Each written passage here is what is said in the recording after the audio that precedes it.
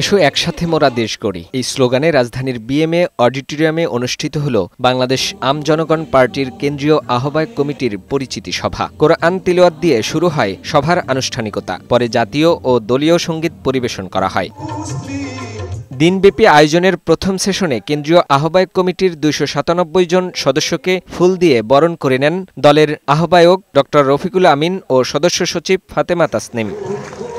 এ সময় সদস্য সচিব ফাতেমা তাসনিম বলেন, আম জনগণ পার্টি আদর্শিকভাবে গণমানুষের কাছে পৌঁছে যাবে, কাজ করবে জনকল্যাণে। যে নেতাকর্মী রয়েছে আমরা আশা করি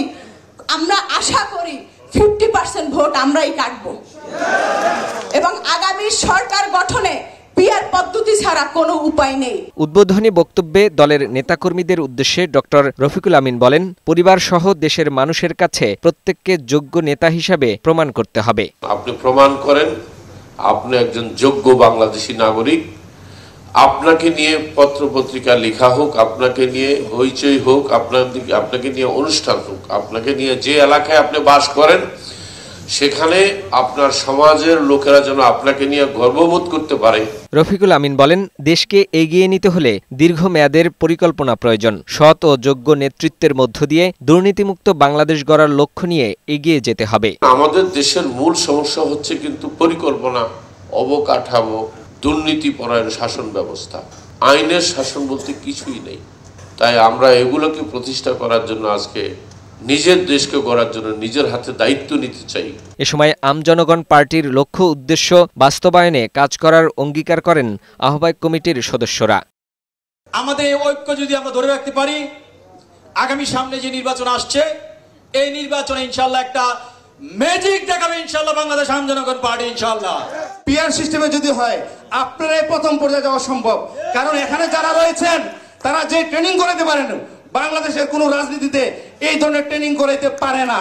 আমাদের প্রত্যেকটা ব্যক্তিকে এই পার্টিকে চূড়ান্ত লক্ষ্যে নিয়ে যাওয়ার জন্য আমরা কি বদ্ধপরিকর আছি ইনশাল্লাহ?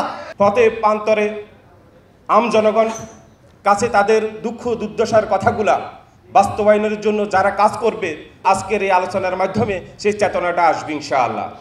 আমাদের দেশের নেতৃত্ব মানা হলে আমার চিন্তা চেতনা জোর করে চাপাই দেওয়া, এই জায়গা থেকে বেরিয়ে এসে মানুষের আশা আকাঙ্ক্ষার প্রতিফলন ঘটাবো আমরা আমাদের গ্রহণযোগ্যতা তৈরি করার মাধ্যমে।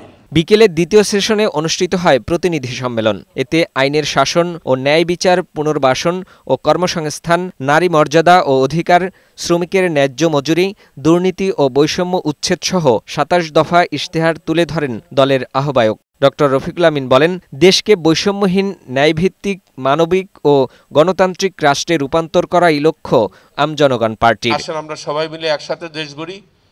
আমরা আমাদের দেশটাকে নিজের হাতে নিজের দায়িত্ব নিতে চাই। অনেক হয়ে গেছে। একটা দেশ ডেভেলপ করার জন্য 53 বছর দরকার হয় না রে ভাই। পাশের দেশ ভিয়েতনাম দেখেন, আমাদের পরে স্বাধীন হয়ে তারা কোথায় আছে, তার প্রমাণ হইলে আমরা পয়সা খরচ করে সেখানে ঘুরতে যাই। ফাহিম মুনাইম, বৈশাখী সংবাদ, ঢাকা।